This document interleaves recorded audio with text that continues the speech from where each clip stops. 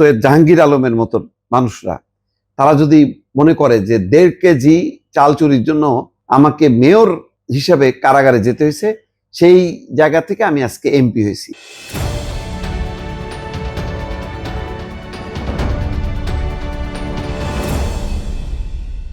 আজকে একটা চমৎকার কথা, সেটা হলো 1.5 কেজি চাল চুরির মামলায় কারাগারে পাঠানো হয়েছিল, আজ মেয়র থেকে এমপি বানিয়েছেন। জনগণের উদ্দেশ্যে এই কথা বলছেন দিনাজপুর 3 সদর আসনে নবনির্বাচিত এমপি সৈয়দ জাহাঙ্গীর আলম। তিনি বলছেন, মাত্র 1.5 কেজি চাল চুরি সহ নানা মিথ্যা মামলা দিয়ে কারাগারে পাঠিয়েছিল, অর্থাৎ শেখ হাসিনার সময়। আজকে আমাকে মেয়র থেকে এমপি বানিয়েছেন, আমার অনেক দায়িত্ব, জেলা রাস্তাঘাট সংস্কারের বিষয়টিকে গুরুত্ব দিয়ে কর্তব্য কাজ শুরু করব। ভালো কথা বলেছেন তিনি, অর্থাৎ তিনি স্মরণ করেছেন মাত্র 1.5 কেজি চাল চুরি সহ নানা মামলায় তাকে, যখন তিনি মেয়র, এই মামলা দিয়ে তাকে কারাগারে পাঠানো হয়েছিল, সেই মেয়র থেকে তিনি আজকে এমপি হয়েছেন। এটা কি সবাই মনে রাখবে কিনা আমার সন্দেহ হচ্ছে, কারণ 209 জন আরো স্বতন্ত্র মিলায় টিলায় আমি দেখছি যে 220-এর উপরে বিএনপির এমপি সংখ্যা, বিশাল মন্ত্রিসভা। এখন 15 বছর বলতে গেলে অভুক্ত বিএনপির নেতা কর্মী এমপি সবাই। এই যে ক্ষুধার্ত একটা অবস্থা, তাদের অনেকের টাকা পয়সা নেই, ব্যবসা বাণিজ্য নিঃশেষ হয়ে গেছে। এখন এই যে সুযোগটা, এই সুযোগটা কিভাবে তারা কাজে লাগাবে, এইটা অনেকে যেটা করতে পারে সম্ভাবনা বেশি। গত 15 বছরে তো লুটপাটের রাস্তা আওয়ামী লীগ দেখিয়েছে।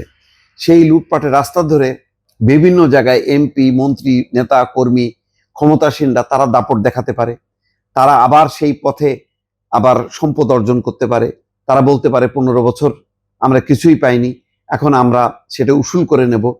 আবার এই যে সৈয়দ জাহাঙ্গীর আলমের মতন মানুষরা তারা যদি মনে করে যে 1.5 কেজি চাল চুরির জন্য আমাকে মেয়র হিসেবে কারাগারে যেতে হয়েছে, সেই জায়গা থেকে আমি আজকে এমপি হয়েছি, এই কথাটা যদি স্মরণ রাখে, অর্থাৎ 15 বছরে তাদের উপর যে নির্যাতন জুলুম হয়েছে, সেখান থেকে ভালো শিক্ষা না নিয়ে যদি খারাপ শিক্ষা কেউ নেয়, তাহলে বিপর্যয় হবে।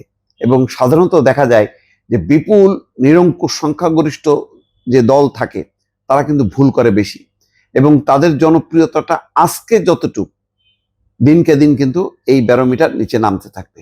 এই যে নিচে নামতে থাকবে, এটাকে আপনি কতটা সামাল দিয়ে, এই যে সৈয়দ জাহাঙ্গীর আলমের মতন ব্যক্তিরা তারা যদি সত্যি সত্যি এই ব্যারোমিটারটা উপরে রাখতে চান, তাহলে শুধু এক জাহাঙ্গীর আলমকে দিয়ে হবে না, অসংখ্য জাহাঙ্গীর আলমকে প্রতিজ্ঞা করতে হবে। কারণ 220টা আমি বললাম স্বতন্ত্র মিলায় এই এমপি, তারা তাদের নির্বাচনী এলাকায় যদি সুশাসন প্রতিষ্ঠা করতে ব্যর্থ হয়, এবং এর অর্ধেকও যদি এলাকায় এলাকায় দানব হিসাবে তারা আবির্ভূত হয়, তাহলে কিন্তু বিপর্যয়। মনে রাখা দরকার, এই ক্ষমতাসীনদের পেছনেই আছে কিন্তু জামাত এবং এনসিপি। তারা কিন্তু বিরোধী দল হিসেবে আস্তে আস্তে জনপ্রিয় হবে, কারণ সরকারি দল যেহেতু ক্ষমতায় থাকে, ভুল তাদের বেশি হইতে থাকবে, এবং যত ভুল হবে সেগুলো কিন্তু ক্যাশ করতে থাকবে জামাত এবং এনসিপি। সুতরাং এটা মনে করার কোনো কারণ নেই যে এখন যে জনপ্রিয়তাটা আছে বা এখন যে আসন সংখ্যাটা আছে, আগামী নির্বাচনটা খুব সহজ হবে, আগামী নির্বাচনটা অনেক অনেক কঠিন হবে। এমনও হইতে পারে যে এত বিপুল সংখ্যক এমপি, বিশাল মন্ত্রিসভা থাকার পরও খুব দ্রুতই জনসমর্থন হারাতে পারে। তখন কিন্তু ক্ষমতায় থাকা না থাকা কিন্তু সমান কথা। সুতরাং এখন থেকেই এই জাহাঙ্গীর আলম যে কথাটা বলছে, এটা যদি প্রত্যেক নেতাকর্মী মাথায় রাখে যে আমরা কষ্ট করেছি, আমরা মানুষকে কষ্ট দেব না, বরং এই কষ্ট থেকে শিক্ষা নিয়ে আমরা, ওই যে তারেক রহমান যে কথা বলছেন যে আমরা শাসক হব না সেবক হব, এই কথাটা যেন মনে থাকে।